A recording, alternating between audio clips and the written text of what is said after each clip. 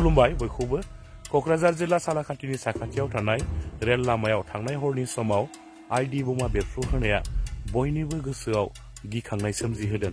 दा बे जाथायजों सोर लोब्बा दङ, बे हाबाखौ सोर मावदों, बिनि सायावहाय पुलिस बिफाना सं दानगासिनो दङ होननानै खौरां बिजोङाव रोखायैनो फोरमायना होनायखौ बे समावहाय नुनो मोननाय जादों। आरो बिनि अनगायैबो लरेन इस्लारि बिथाङाबो खौरां बिजोङाव गोबां बाथ्रा बुंदों।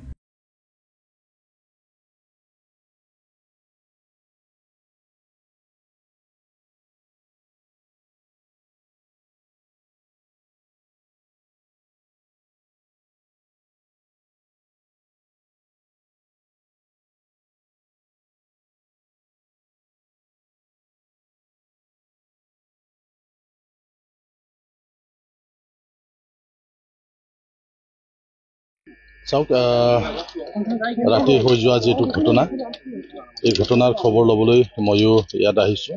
মোৰ কোকৰাঝাৰ সমষ্টিৰ অন্তৰ্গত কোকৰাঝাৰ চালাকাটিৰ মাজত এই ঘটনাটো সংঘটিত হৈছে। তো ময়ো আমাৰ দলীয় কৰ্মীসকলক লৈ পেলাই চাবলৈ আহিছোঁ। ইতিমধ্যে উচ্চ পদস্থ পুলিচ প্ৰশাসনৰ বিষয়াসকল আহি পৰিদৰ্শন কৰি গ'ল।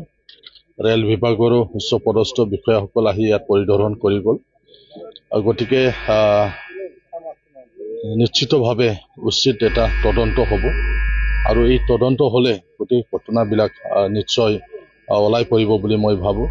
আমি আমাৰ যি বিটিআৰ যি অঞ্চল, এই অঞ্চল এটা শান্তি এটা অঞ্চল হিচাপে কৰিবৰ কাৰণে যিহেতু সকলোৱে চেষ্টা কৰি আছিল, গতিকে এনেকুৱা সময়ত কোকৰাঝাৰত যি যোৱা ৰাতি যিটো IED যি বিস্ফোৰণ ঘটিল, বৰ্তমানলৈকে IED বুলি কৈ থকা হৈ আছে সংবাদ মাধ্যমত, কিন্তু ইয়াৰ যিটো ইনভেষ্টিগেশ্যন, এই ইনভেষ্টিগেশ্যনত নিশ্চয় ওলাই পৰিব।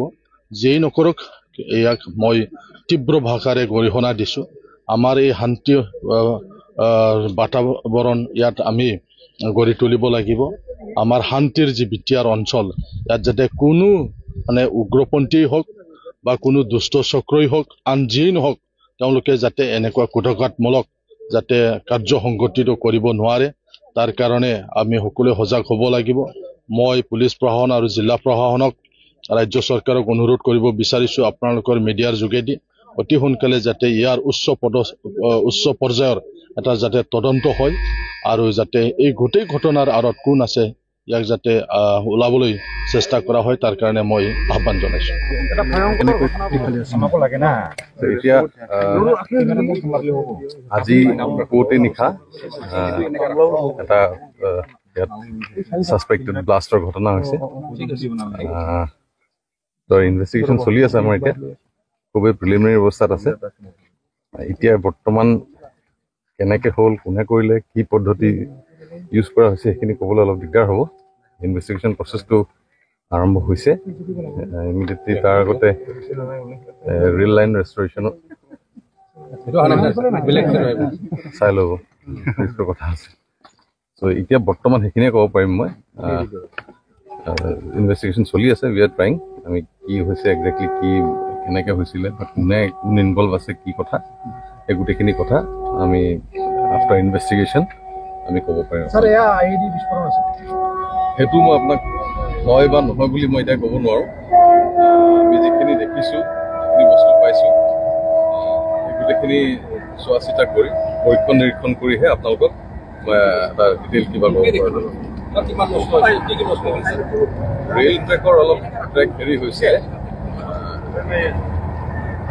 এটা অংশ ক্ল'জ টু 1 মিটাৰ ট্ৰেক হেৰি হৈছিলে, সেইখিনি অলৰেডি ৰিষ্ট'ৰ কৰা হৈছে। ট্ৰেইন ছাৰ্ভিচ অলপ সময়ৰ কাৰণে ব্যাহত হৈছিলে, এতিয়া আকৌ চলা আৰম্ভ হৈছে। চ' এতিয়ালৈকে আপোনাক সেইখিনি ক'ব পাৰিম। পিছত ইনভেষ্টিগেশ্যনৰ সেই বিষয়ে এতিয়া যিহেতু নাজানো, তো আন্দেচা কৰিতো লাভ নাই। স্যাৰ, যাত্ৰীৰ নিৰাপত্তাৰ বাবে ৰেলপথসমূহ সঠিকভাৱে পৰ্যবেক্ষণ কৰা নহয় নেকি? ৰেলপথসমূহ ডেফিনেটলি প্ৰয়োগ কৰা হয়।